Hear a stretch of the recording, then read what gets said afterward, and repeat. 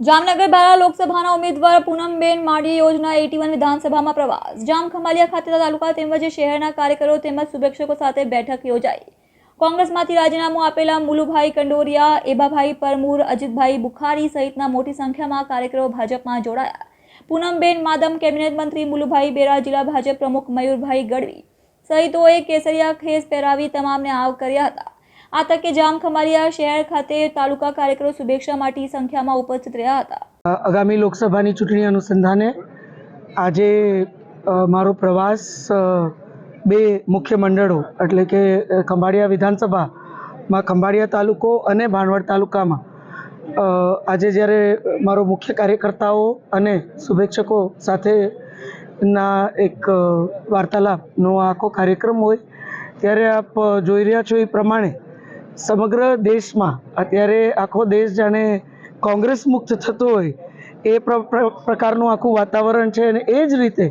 મને લાગે છે જામનગર સંસદીય ક્ષેત્રમાં પણ એવું જ આખું જામનગર લોકસભા કોંગ્રેસ મુક્ત થતી હોય એવું વાતાવરણ છે। એ કાલાવડ તાલુકામાં મારો જ્યારે પ્રવાસ સ્ટાર્ટ થયો ત્યારથી લઈ અને લગભગ ઘણા બધા કોંગ્રેસના કાર્યકર્તાઓ, આપના કાર્યકર્તાઓ ભારતીય જનતા પાર્ટીમાં નરેન્દ્રભાઈના નેતૃત્વ ઉપર વિશ્વાસ કરી અને અમારા બધા જ કાર્યકર્તાઓના સતત પરિશ્રમ પર વિશ્વાસ કરી અને ભારતીય જનતા પાર્ટીમાં જોડાણા। એવી જ રીતે જામજોધપુરમાં પણ ચિરાગભાઈ કાલરિયાની સાથે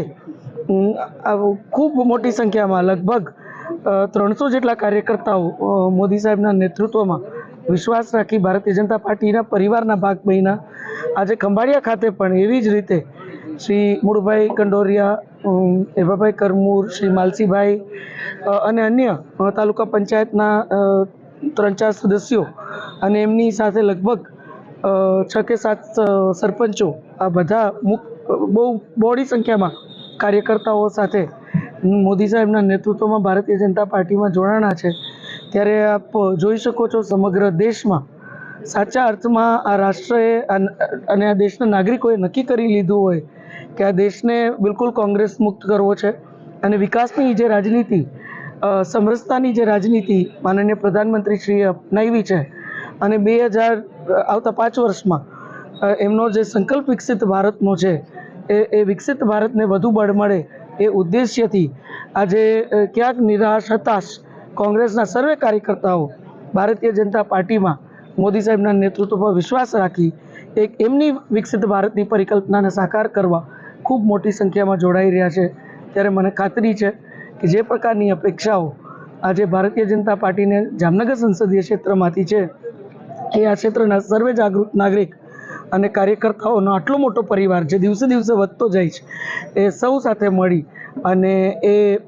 પરિણામ શક્ય કરશે એ વાતની મને ખાતરી છે। ત્યારે હું આ પરિવારમાં જે કાર્યકર્તાઓનો ઉમેરો થયો છે એમનું આ તકે એમને આવકારું છું, એમનું સ્વાગત કરું છું અને મોદી સાહેબના નેતૃત્વમાં આપણે સૌ સાથે મળી અને વિકસિત ભારતની એમની જે પરિકલ્પના છે એમાં જામનગર સંસદીય ક્ષેત્ર એટલે જામનગર જિલ્લો અને દ્વારકા જિલ્લો મજબૂતીથી જોડાય એ પ્રકારે આપણે સૌ સાથે મળી સમરસતાથી કાર્યરત થાય અને આ ક્ષેત્રને મજબૂતીથી જોડી એવું આહ્વાન કરું છું।